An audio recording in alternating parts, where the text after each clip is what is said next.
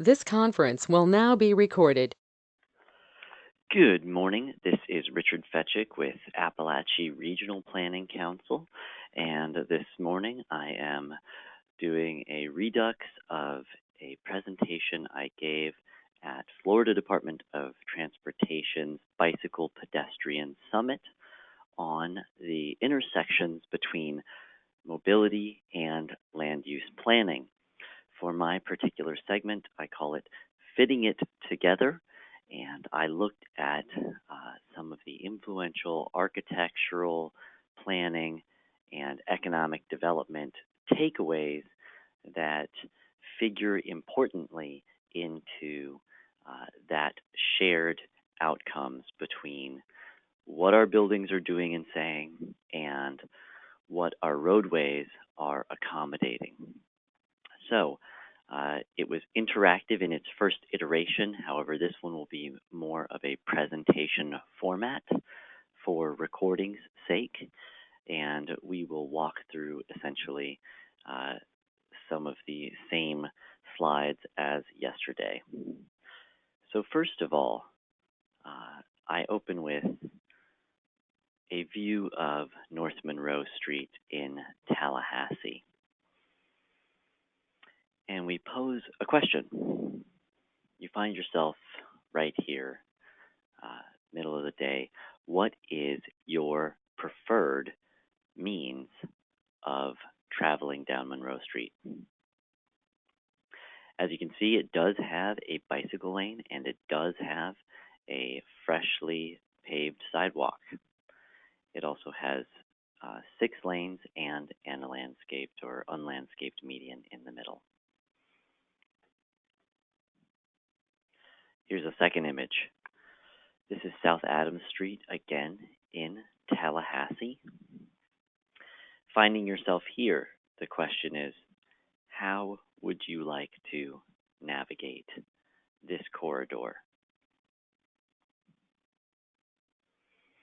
And for most people, the answer to these questions is for number one, the preference is to travel in a single occupancy automobile, which is by and large what everyone in this scene is doing. There are no cyclists or walkers. And in scene 2, the preference is to stroll. It is to be in the environment, unenclosed, either on a bike, walking, or any of the new craft available to navigate. So the question arises, why? What begets this situation in which we are compelled to do very different things under in the same place in similar weather circumstances? Well, the answer comes from several sources, and I'm going to draw from Jan Gehl and from Sussman and Hollander, who wrote Cognitive Architecture. The first influence on this is a return to what Gehl calls the human scale. In the mid-20th century, as all planners are taught, modernism ruled, and it predominantly followed the image of the skyscraper in the park city planning phenomenon, which was introduced by Le Corbusier. Exemplifying that, we have here an image of the Pruitt-Igoe housing projects in St. Louis. They won a design award at the time, and at peak build-out, there were 33 buildings and over 10,000 inhabitants. Well, again, as planning students are taught, this entire compound came down. It was razed in the early 80s due to the complete deterioration of social functioning, rise of crime, and fall into derelict conditions that the buildings experienced. Now, there are a number of contributing reasons, but it is in no small part because the scale is not human. And this is what we mean by the human scale. Traditionally, cities were built with tighter enclosed spaces, with ratios of street width to building height that were on the tune of 1 to 1, 1 to 3, 3 to 1, so a maximum of a street width that was 3 times the building height, and in many cases, a width that is identical to the height or even smaller in scale than the heights of the buildings. These are areas that humans gravitate to, and it is nearly universal. And that's really important because we hear oftentimes the contention that we're not Amsterdam, we're not Stockholm, we're not London.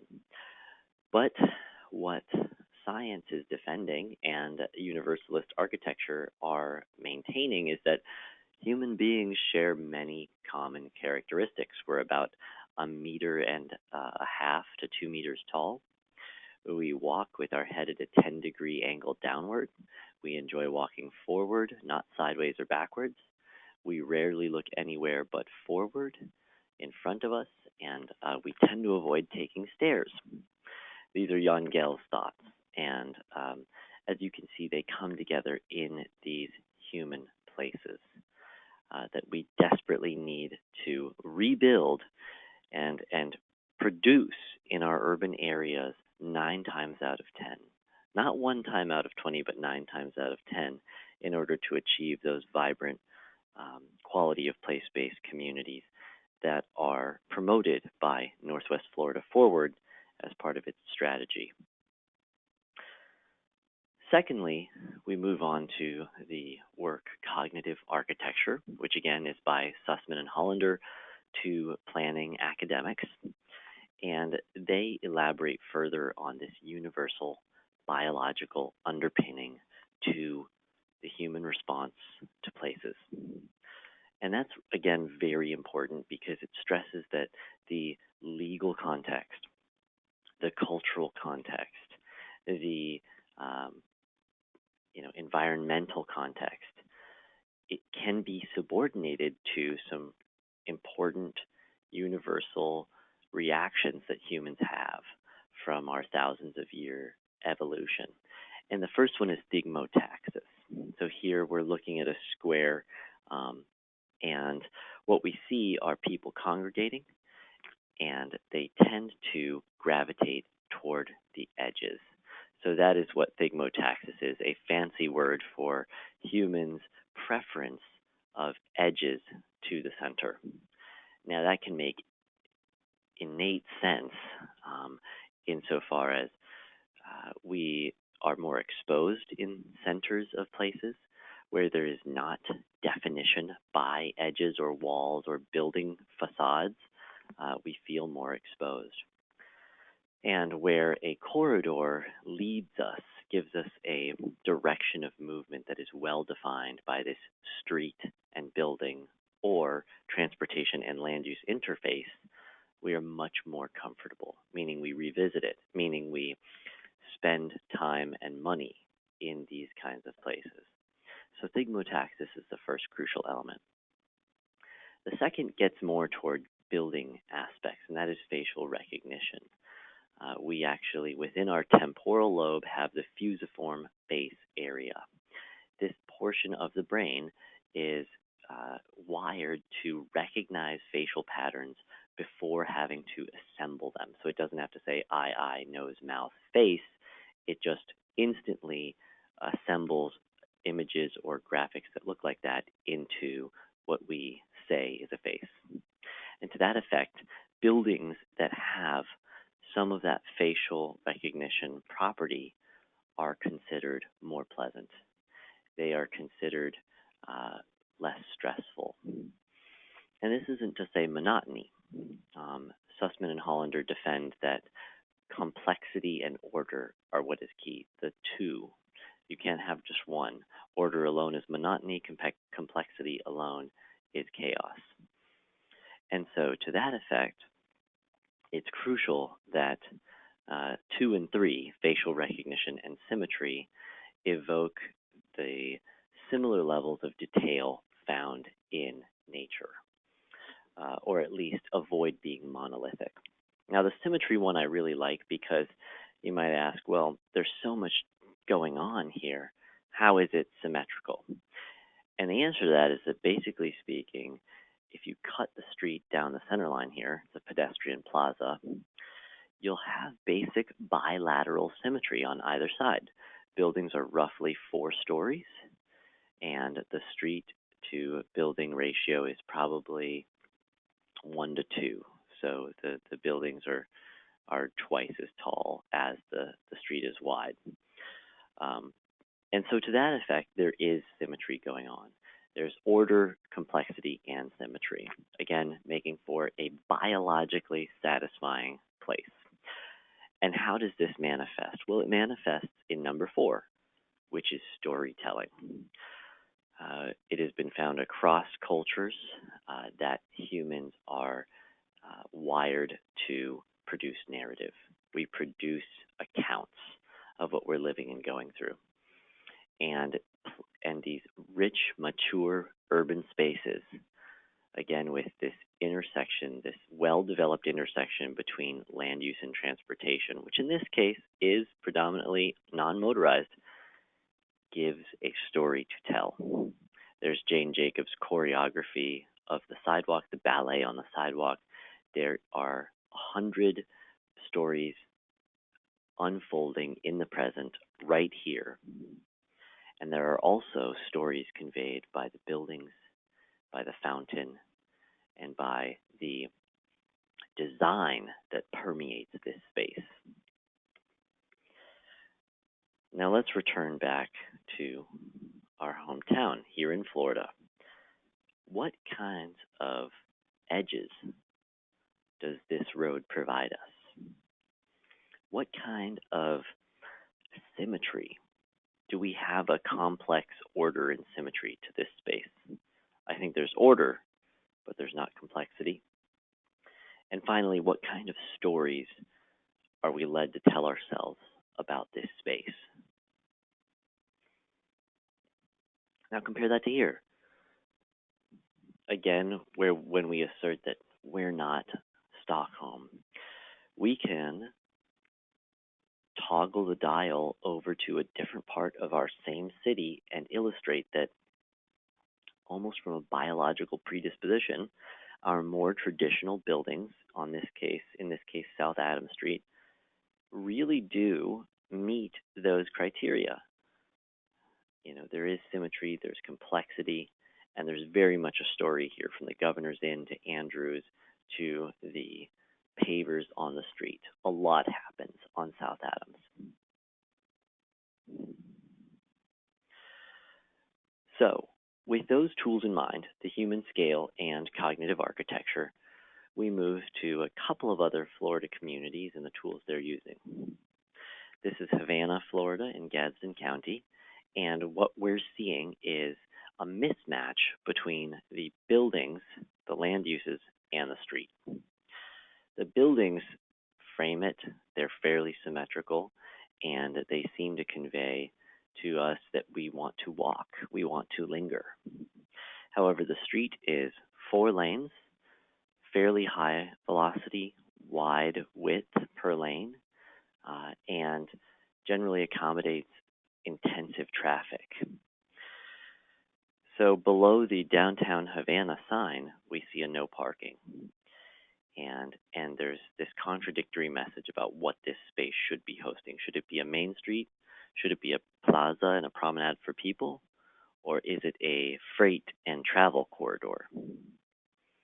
Well, aware of that, the Havana Main Street organization in 2018 has been diligently working to transform US 27. Their vision is to become one of the premier bicycling destinations in Northwest Florida. And to that effect, they would like to see the sidewalks widened and a lane removed from US 27 for this portion of the street. When you do that, you can achieve the symmetry and the sort of story that the buildings yearn for. They've been there for a long time. They've hosted businesses. One can see that through historic photos of Havana, and they can be revived. It doesn't, trends don't move in a single direction. And so by changing that mobility infrastructure, they will change the narrative of this street. And they will probably see a great deal more non-motorized users and more economic activity. So Main Street is the first tool by which Floridians are addressing this land use and transportation intersection. The second I'm going to show you is here in Sopchoppy, Florida. Sopchoppy is an adorable small town of about 400 people. It's about 1.65 square miles, so very tiny. And what we can look at is the messages that buildings are sending us within a couple hundred feet of one another about what goes on around them. Now on Municipal Avenue, it's 35 feet wide, 35 to 40 feet wide, and there are no curbs. And that is a big gain insofar as it creates a Wohnhorf effect. The Wohnhorf is the Dutch word for park street. And essentially, cars, humans, bicycles, golf carts, tricycles, you name it, enter into a more cautious awareness of each other.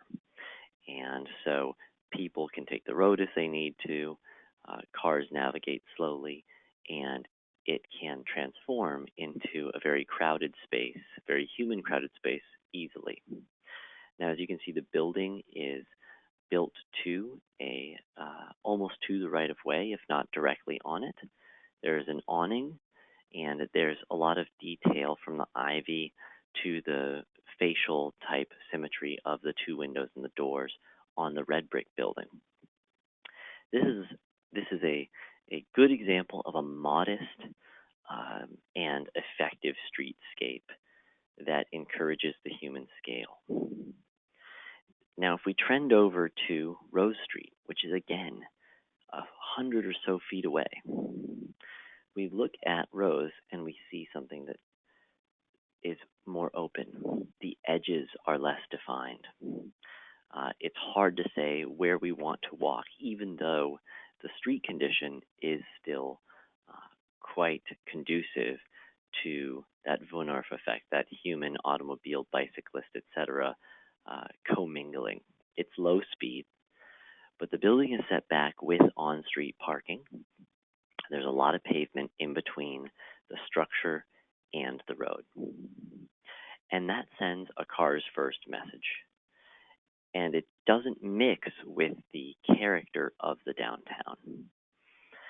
So it is of vital importance that Sopchoppy, who are currently working through a placemaking and beautification plan, try to address some of these land use and transportation corridor moments wherein we've lost the opportunity to build to the road or the rights of way, which is crucial in creating that outdoor room effect, as we saw in the plazas from the earlier photos, and establish it as a place where humans can come. Now, you say, Richard, that's all fine and well. Great, I'm biologically predisposed. There's more important things to worry about, like money. Well, let's take a look at the return on investment infrastructure, like we said, roads, underground utilities, electrical, etc., to the city. Are they paying their way? City of Tallahassee Leon County property appraiser helpfully provided this data. So, from our first photo, the street view looking north on US 27 or Monroe Street depicts 15 parcels, which take up about 23 acres, and it includes mostly commercial uses, suburban commercial. There's Red Lobster, there's a Whataburger, there is a Firehouse Subs, and a gas station, and even a Goodwill.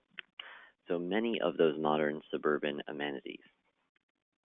Their total market value is around $19 million, but the city county collect only $16.6 million on that, which is not abnormal. So $16.6 million on 23 acres. Let's compare that to downtown, where uses are much more compact.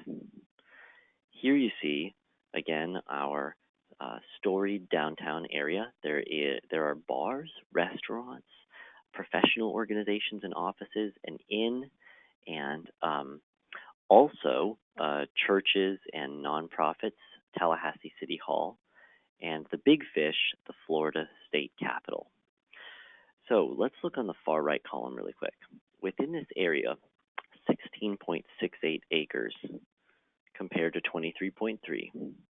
The total market value is seen as $167.6 million.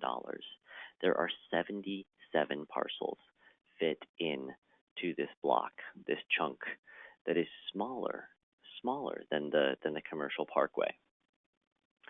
Now, it's an extenuating circumstance. There are some big fish in the room, and we acknowledge that. First Presbyterian, Tallahassee City Hall, and the state government building. Even when removed, that's column number 4, total taxable value, the city-county is still able to collect $21.156 million. So what that translates to is a productivity per acre that is much different. And I'll go ahead and slide this into the picture. Those last calculations are as follows. Downtown, what we're looking at behind the Excel sheet, brings in $1.2 million per acre. And that's having removed the major uses, such as the Capitol. North Monroe brings in $715,000 per acre. That difference is roughly equivalent to North Monroe Street being 56.4% as productive as downtown, or conversely, downtown being 177% more productive than North Monroe Street. So money and infrastructure figure into these as much as human biology, perception, and quality of life. Now, as such, I'd say that the case is very, very strong that in most urban areas, we need to work not to upzone, not to increase density per se, or intensity per se, but to focus on reinstalling the building environments that humans find innately attractive because they bring benefits to us on economic, biological, and on environmental levels, kind of that triple bottom line. So with that, I pose to listeners of this conversation, what can we do to bring back the traditional land use transportation interface? One tool that's currently in use is Florida Department of Transportation's context classifications. Now, the context classifications are 8 different classifications that describe areas that were formerly either known as urban or rural roads. What that can do is start to increase the diversity of roads that are built and maintained by the state. So I'll show you this briefly before closing out this presentation. This is the context classification manual here. As you can see, it runs from C1 to C6 urban core with distinctions made in commercial suburban, residential suburban, and rural town. With this, we expect to see some major shifts in Florida over the coming 20 to 40 years.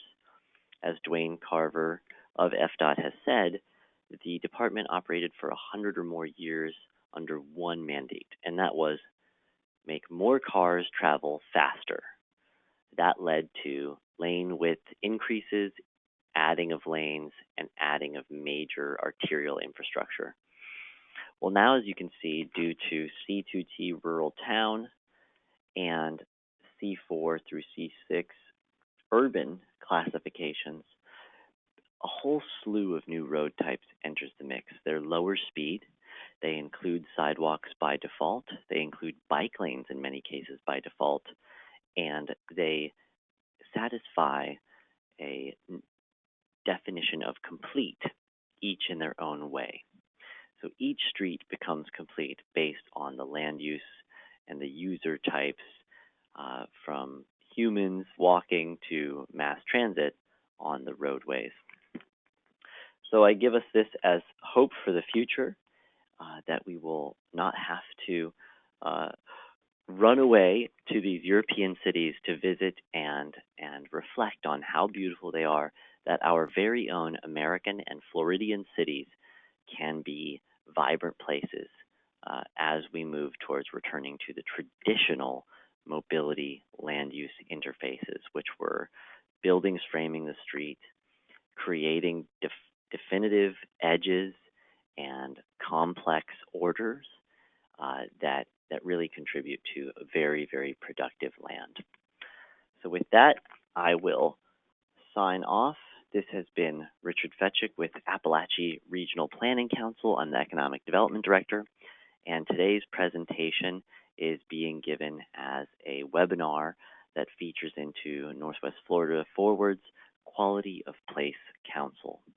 So thank you to Opportunity Florida, Florida's Great Northwest and Northwest Florida Forward for this opportunity. And we will see you again soon for another Quality of Place webinar. Take care.